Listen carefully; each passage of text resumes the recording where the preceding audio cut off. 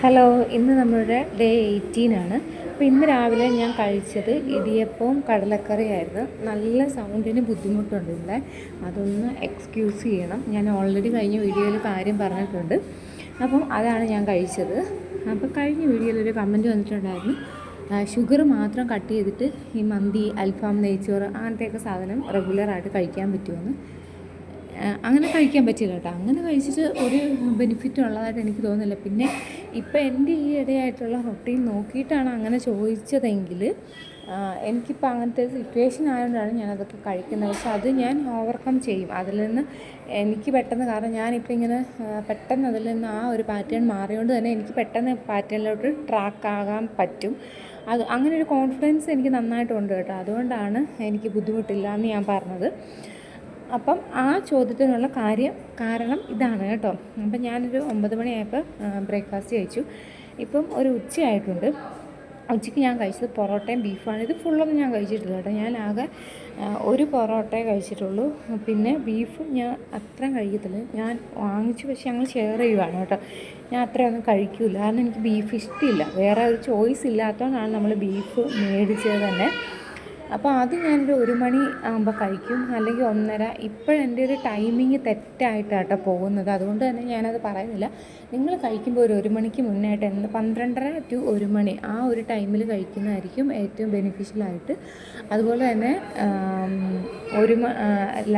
രാവിലത്തെ ഒരു 9-ന് മുന്നായിട്ട് കഴിക്കുന്നതായിരിക്കും ബെറ്റർ. അത് കഴിഞ്ഞ് പിന്നെ വൈകിട്ട് ഞാനൊരു കുമ്പിൾ കഴിച്ചു. അതിന് പല സ്ഥലത്തും പല വഴനയിലയിൽ ഉണ്ടാക്കത്തില്ല കുമ്പിൾ, ചക്കയുടെ, അതാട്ടോ ഞാൻ കഴിച്ചത്. അപ്പോൾ ഇതിന് പല സ്ഥലത്തും പലതാണ് പറയുന്നത്. ഇതിന് കുറച്ച് മധുരമുണ്ട് കേട്ടോ, ഓവറായിട്ടില്ല, കുറച്ച് മധുരമുണ്ട്. അപ്പോൾ അതാണ് ഞാൻ കഴിച്ചത്. പിന്നെ വൈകിട്ട് കഴിക്കാൻ പറ്റിയ സാധനങ്ങൾ എന്തൊക്കെയാണെന്ന് ചോദിച്ചു. എനിക്ക് എൻ്റെ ഒരു ഒപ്പീനിയൻ ഇതാണെങ്കിൽ, നമ്മൾ രാവിലെ കഴിക്കുന്ന സാധനങ്ങൾ തന്നെ ഒരെണ്ണം ക്വാണ്ടിറ്റി കുറച്ച് കഴിക്കാൻ പറ്റുന്നതാണ് കേട്ടോ. അപ്പം അങ്ങനെ കഴിക്കുന്നതുകൊണ്ട് പ്രശ്നമുണ്ടെന്ന് എനിക്ക് തോന്നുന്നില്ല. പിന്നെ പരമാവധി നമ്മൾ ഒരു 80% വയറ് നിറയുമ്പോൾ തന്നെ നമ്മൾ ഫുഡിങ് നിർത്തുക. നമ്മൾ 100% ആവാൻ വേണ്ടി നിൽക്കണ്ട. അങ്ങനെ വരുമ്പോഴത്തേനാണ് നമുക്ക് പല ബുദ്ധിമുട്ടുകളും വരുന്നത്. ഒരു 80% ആകുമ്പോൾ തന്നെ നമ്മൾ ഫുഡ് കഴിക്കുന്നത് അങ്ങനെ നിർത്തിക്കഴിഞ്ഞാൽ തന്നെ പകുതി പ്രശ്നങ്ങൾ മാറും. നമുക്ക് ഓവർ ഈറ്റിങ് നിർത്താൻ പറ്റും. പിന്നെ ഒരാൾ ചോദിച്ചിട്ടുണ്ടായിരുന്നു വൈകിട്ട് ഫുഡ് ക്രേവിങ്സ് എങ്ങനെയാണ് മാറ്റേണ്ടതെന്ന്. എനിക്ക് വൈകിട്ടായിരുന്നു കേട്ടോ ഫുഡ് ക്രേവിങ്സ്. ഞാൻ കൂടുതലും നൈറ്റാണ് കൂടുതലും ഫുഡ് കഴിച്ചുകൊണ്ടിരുന്നത്. പിന്നെ പുറത്ത് പോയി കഴിക്കുമായിരുന്നു. അങ്ങനെ ഞാനൊരു നൈറ്റ് പേഴ്സൺ ആയിരുന്നു.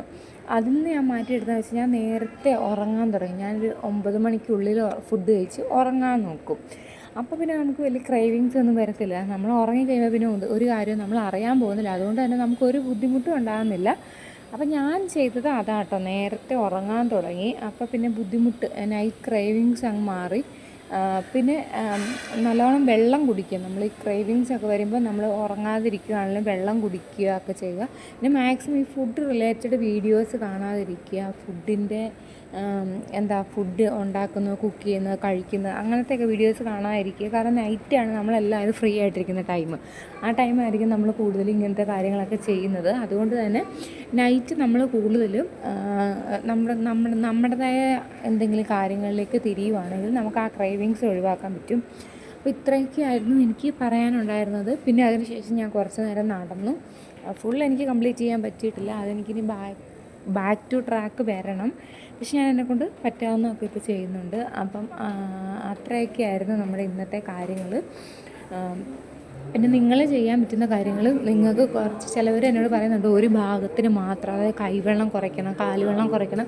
അപ്പം നടക്കുന്നതിനൊപ്പം തന്നെ ആ ഭാഗത്തിന് വേണ്ടിയുള്ള എക്സസൈസും കൂടെ ചെയ്യുവാണെങ്കിൽ അത് കുറച്ചുകൂടെ ബെനിഫിറ്റ് ആയിരിക്കും. അപ്പോൾ അങ്ങനെയും കൂടെ ചെയ്യുവാണെങ്കിൽ നമുക്ക് കുറച്ചൊരു നല്ല രീതിയിൽ പോകാൻ പറ്റും. അപ്പം ഇത്രയൊക്കെയായിരുന്നു നമ്മുടെ ഇന്നത്തെ കാര്യങ്ങൾ.